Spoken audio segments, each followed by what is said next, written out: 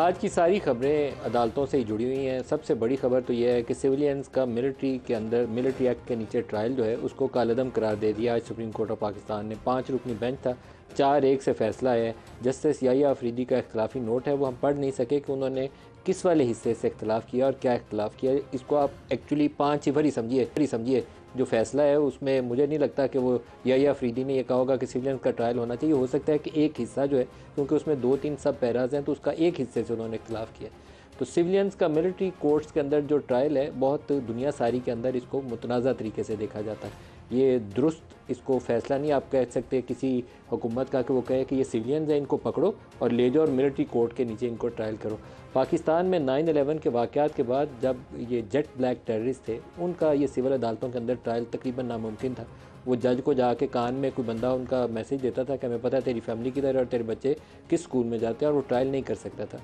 उनके लिए constitutional amendment करके ये प्रोविजन बनाई गई थी कि उनका मिलिट्री कोर्ट्स ट्रायल करेंगी। वो बात दुरुस्त थी, क्योंकि वहाँ पर रियासत की पूरी जो सलामती थी वो एट स्टेक थी। एक एक बम धमाके में 100 बंदे की जान जा रही थी। मस्जिदें, इबादत गाहें, सब को निशाना बनाया जा रहा था। मिलिट्री इंस्टॉलेशंस को हिट किया जा रहा था।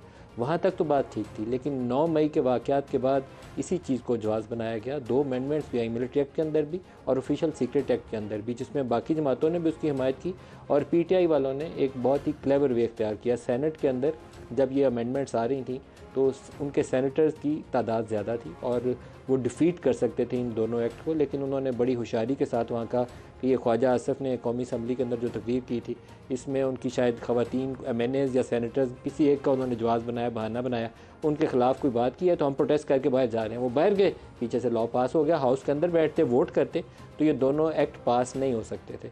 तो आज सुप्रीम कोर्ट से उसको स्ट्राइक डाउन कर दिया गया। इसमें एक और अफसोसनाक पहलू ये है कि जो PDM या PMLN के उस वक्त के वज़ीर दिफ़ा ख्वाजा आसफ़ थे, उन्होंने जून के महीने में कौमी असम्बली के अंदर एक करारदाद पेश की और ख़ुद मुतालबा किया कि 9 मई के वाक़यात के अंदर मुलव्वस जो लोग हैं इनका फ़ौजी अदालतों से एहतसाब किया जाए। ये कौमी असम्बली की एक पास करारदाद है। तो किसी जमहूरी माशरे के अंदर एक इलेक्टेड लीडर से ऐसी करारदाद या ऐसी पार्लिमान से ऐसी करारदाद की तवक्को नहीं की जानी चाहिए, लेकिन उन्होंने ऐसा काम किया। 9 मई क्या सही था? नहीं सही था। यौम स्याह था, बिल्कुल सही यौम स्याह था। जिन लोगों ने फ़ौजी इमारतों के ऊपर हमले किए, वो लाहौर जना हाउस हो या GHQ हो या आपकी एयर बेस हो मियाँ वाली की, या कुछ और ऐसी जगह 200 के करीब जगह थी, उनको सज़ा के अमल से गुजारना चाहिए। यहाँ मैं बड़ा वाज़ेह नुक्ता नज़र रखता हूँ कि जो उसके प्लानर थे, आग लगाने में, जलाओ घिराव में, हमले में बराह रास्त मुलव्वस थे या मनसूबा साज थे, उनको फेयर ट्रायल के ज़रिए सज़ा तक पहुँचाना चाहिए, सिविलियन अदालतों के ज़रिए। लेकिन जो बहुत सारे लोग उनके साथ नाराबाजी के अंदर शामिल होकर चले गए, जैसे उनकी कई ख़वातीन एक्टिविस्ट पकड़ी हुई हैं, वहाँ रियासत को बड़े दिल का मुजाहरा करते हुए उनको माफ़ करने की पॉलिसी के लिए काम करना पड़ेगा। अगर उनका वहाँ मौजूदगी पाई जाती है और उसके सबूत मौजूद हैं तो उनसे कोई माफ़ीनामा उनके साथ किया जाए और उनको पार्डन कर दिया जाए, ताकि इस चीज़ को कंटेन आप कर सकें। स्प्रेड करेंगे तो मसाइल बढ़ जाएंगे। सज़ा का अमल उन लोगों के साथ होना चाहिए जिन्होंने किसी ISI के ऑफिस पर अटैक कर दिया, गोली चला दी है, वो शोहदा की यादगारें थी, उनकी बेहुरमती की है। तो मेरे दिल में उनके लिए नरम गोशा नहीं है, लेकिन मुल्क को नफ़रत से बचाना होता है, नफ़रत को फैलाना नहीं होता। ये रियासत की ज़िम्मेदारी है। वहाँ पर हमारी लीडरशिप को अपना रोल अदा करना चाहिए, बजाय इसके कि ये जो करारदाद मैंने जिसका आपको हवाला दिया, ऐसी करारदादें पास करें। दूसरा अहम मामला इलेक्शन के इनेकाद के हवाले से सुप्रीम कोर्ट के सामने बहुत सारी दरख्वास्तें यकजा की गई हैं। वहाँ जो काजी फ़ायज़ ईसा का ओवरऑल मुझे फोकस नज़र आता है, वो दुरुस्त नज़र आता है कि इंतखाबात होने कब है और किसने ऐलान करना है। अगर इस तफसील में जाएंगे कि कौन सी आइनी शिक की खिलाफ वर्जी हुई है, तो बहुत सी आइनी शिकों की खिलाफ वर्जी ऑलरेडी हो चुकी है। किसका आइनी इख्तियार था या किसका नहीं था, अगर इसको इंटरप्रेट करने लगेंगे तो 3 महीने कार्रवाई चलती रहेगी। तो इसको शॉर्ट करने का तरीका यह है कि वो इलेक्शन कमीशन ऑफ पाकिस्तान को तलब करें और तलब 2 मई तक, 2 नवंबर तक तो इसकी समाअत उन्होंने मुलतवी की है, और इलेक्शन कमीशन से कहें कि आपने तारीख का ऐलान नहीं किया, तारीख का कब ऐलान करते हैं। वो जनवरी के आखिर में इलेक्शन कमीशन ऑफ पाकिस्तान पहले कह चुका है कि हम इंतखाबात करवाएंगे। तो सुप्रीम कोर्ट के सामने इलेक्शन कमीशन ऑफ पाकिस्तान जाए, कहे कि ये अब मरदमशुमारी हो चुकी है, हल्का बंदियों का अमल जारी है, तो हम ये 21, 25, 24 जनवरी की जो भी तारीख उनके जहन में है, हम इसको इलेक्शन करवाने जा रहे हैं पाकिस्तान में, तो इस चैप्टर को क्लोज़ करें और आगे जाएं। अदरवाइज़ ये फ़साद वाली चीज़ें हैं, फ़साद वाली चीज़ों को आप जितना खोलते जाएं फ़साद फैलता जाता है, थमता नहीं है। और लास्टली सबसे जो इम्पोर्टेंट होगा, नवाज़ शरीफ साहब पाकिस्तान वापस तो तशरीफ़ ले आए, लेकिन नवाज़ शरीफ इस वक्त एक सज़ा याफ्ता और पाकिस्तान के आइन के तहत नाअहल शख्स हैं। उनकी कल 2 दरख्वास्तें इस्लामाबाद हाई कोर्ट के सामने है। एक अल अज़ीज़िया वाला मामला है और एक एवन फील्ड का मामला है। एवन फील्ड के मामले में शरीफ फैमिली के पास कोई वाज़ेह जवाब मौजूद नहीं है कि वो मनी ट्रेल कहाँ है। वो कतरी ख़त का सहारा या अब्बा जी की गल्फ़ स्टील मिल की कहानी, वो बहुत ज़्यादा ऐसी चीज़ नहीं है जिसको कोई अदालत बुनियाद बनाकर कहे कि हाँ ये वाज़ेह हो जाती है बात, ख्याली बातें।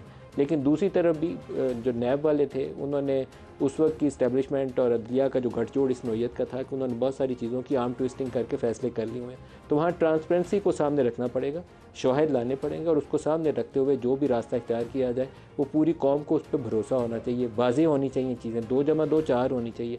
अकाउंट रिसीवेबल पर डिस्क्वालिफिकेशन भी नहीं होनी चाहिए, लेकिन अगर वाज़ेह जवाब मनी ट्रेल का नहीं है तो उससे सज़ा की माफ़ी का रास्ता भी नहीं होना चाहिए। तो ये ओवरऑल कॉन्टेक्स्ट है आज के प्रोग्राम का। जो शुरा है हमारे साथ अब्दुल्ला खान है पाकिस्तान मुस्लिम लीग नवाज़ से, शुएब शाहीन साहब वी होप के हमारे साथ होंगे PTI से, और नासिर शाह साहब पाकिस्तान पीपल्स पार्टी से। सबको खुश आमदीद कहता हूँ। बैरिस्टर ज़फ़रुल्लाह साहब, पहले तो आपका मैं अपना व्यू जान लूँ, सिविलियंस का फ़ौजी अदालतों में ट्रायल, आपका इसके ऊपर रद्द-ए-अमल क्या है? बिस्मिल्लाहिर्रहमानिर्रहीम। Thank you very much. आपने इंट्रो में बिल्कुल सही कहा कि ये पूरी दुनिया में मुख्तलिफ़ी मसला है। पाकिस्तान में 2 तरह के मुख्तलिफ मुकदमात में फ़ौज का ट्रायल का प्रोसीजर रहा है।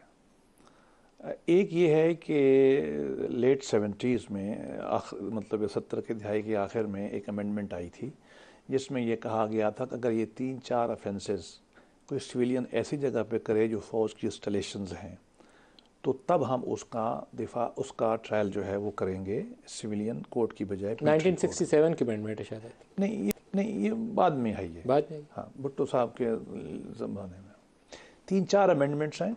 एक जुरिस्डिक्शन देने के लिए, एक फ्यूचर के लिए, मैं जानबूझ के ज़रा स्किप कर रहा हूँ, तो 70 सेफ है उसका कहने के लिए। अच्छा, उसके तहत बहुत ट्रायल हुए हैं, इसके तहत जो आज इलीगल करार हुई है। कुछ अर्सा पहले पेशावर में कुछ लोगों को सज़ा दे दी गई। मैं आता हूँ सही गलत पे, लेकिन ये बताना बहुत ज़रूरी है लोगों को।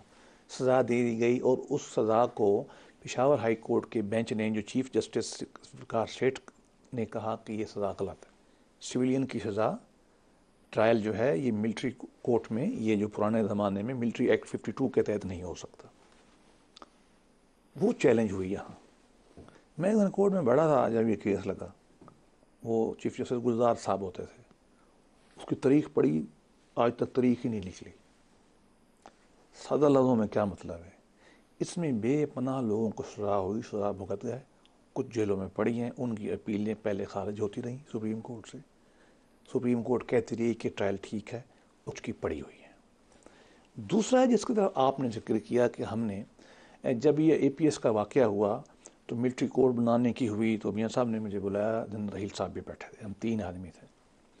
तो मियाँ साहब ने मुझे कहा कि ज़फ़रुल्लाह ये बताओ कि ये कह रहे हैं मिलिट्री कोर्ट बनाने, मैं कि सर नहीं बन सकती। मैंने ठक ठक ठक जो 4 आर्गूमेंट से ज़बानी दे दिए। बात ख़त्म हो गई। अगले महीने मुझे फिर बुलाया गया तो फिर कहा जी फैसला हो गया नेशनल सिक्योरिटी काउंसिल में कि ये APC हुई थी तमाम पॉलिटिकल पार्टियों की, उसमें पीपल्स पार्टी सब ने आके कहा चलो, वो सनसेट क्लॉज के साथ आपने डाल दिया। हाँ, ठीक है, वो उसमें फ़र्क था। ये नई दफ़ा आए थे टेररिस्ट जो थे ना, जो थे, ये पहली दफ़ा, पहले नहीं ट्रायल होता था। पहले ट्रायल था जो फौज की इंस्टीट्यूशन पे हमला करे। ये सनसेट हुआ, ये ख़त्म हो गया। अब प्रॉब्लम क्या होना है? प्रॉब्लम ये होना है कि इस वक्त as the last stand today in offences में आप मिलिट्री कोर्ट में तो लोगों को सजा कर नहीं सकते, जो फैसला आ गया। बाकी अल्लाह में गुंजाइश नहीं है।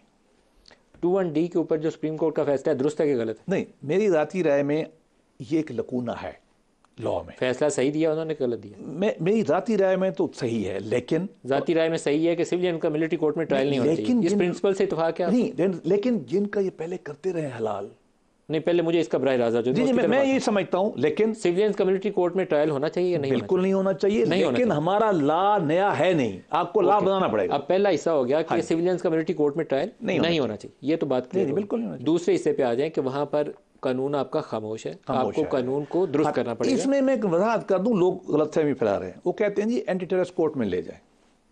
उसमें स्पेशल कोर्ट का जो लफ्ज़ है ना, पहले उससे तासुर ही आता है कि स्पेशल कोर्ट नहीं, वो नहीं हो सकता। उसकी वजह है, एक खोसा साहब जब चीफ जस्टिस थे, इन्होंने सेक्शन 7 एंटी टेररिज्म एक्ट को डिफाइन किया, 780 को अमेंड कर दिया। नहीं, डिफाइन किया, इतना नैरो डिफाइन किया, उसमें ये नहीं आते। उसमें ये नहीं आते। अब लॉ क्या है? अब ये फ्री है। अब पार्लियामान को लॉ बनाना पड़ेगा। अगर तो अपील में जाएंगे, लेट अस सी क्या होता है।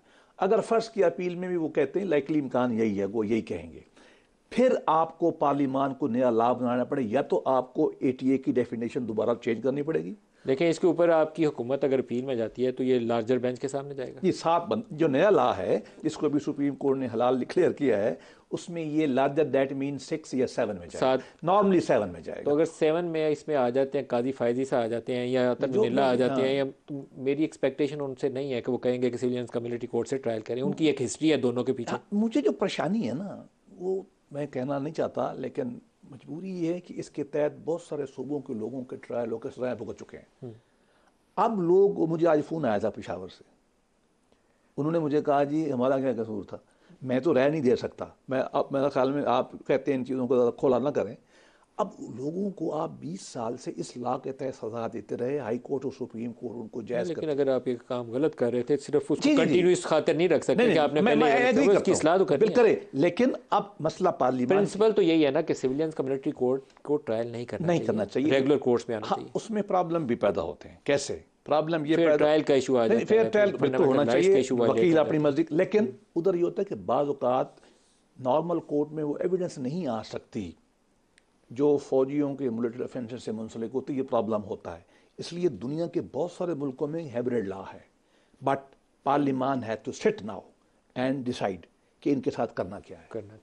अच्छा, नासिर शाह साहब के पास चलते हैं। शाह साहब, आपका रद्दअमल आज के फैसले के ऊपर कि 9 मई के वाक़यात के अंदर 103 लोगों का ट्रायल चल रहा है मिलिट्री कोर्ट्स के अंदर, ट्रायल शुरू हो चुका है कईयों का, तो उसके ऊपर जो फैसला है आज सुप्रीम कोर्ट का, आप उससे इतफाक करते हैं, उसको शाबाश देते हैं, या आपका उससे इतफाक नहीं है, आप उसकी मजम्मत करते हैं? क्या राय है आपकी?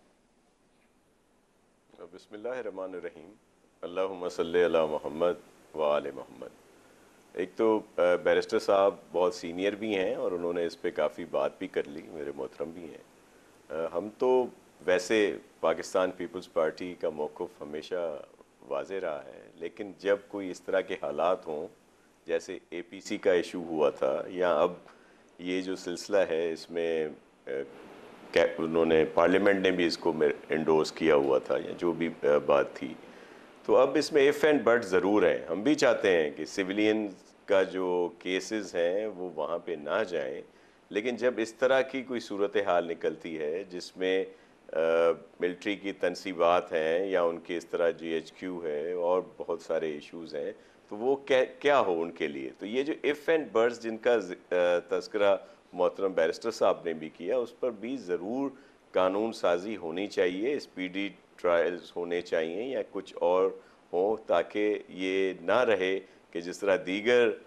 केसेस में हो रहा है कि वही कई मुजरिम होते हैं, पकड़े जाते हैं। हम यहाँ लॉ एंड ऑर्डर को यहाँ पे देख रहे थे जब गवर्नमेंट थी सिंध में, तो कई इस तरह के लोग आते थे जो 6-6 दफ़ा उसी क्राइम में, स्ट्रीट क्राइम में, दीगर क्राइम्स में पकड़े जाते थे, लेकिन वो फिर ज़मानतों पे या और लेकोनाज जो थे उसकी वजह से बाहर आ जाते थे।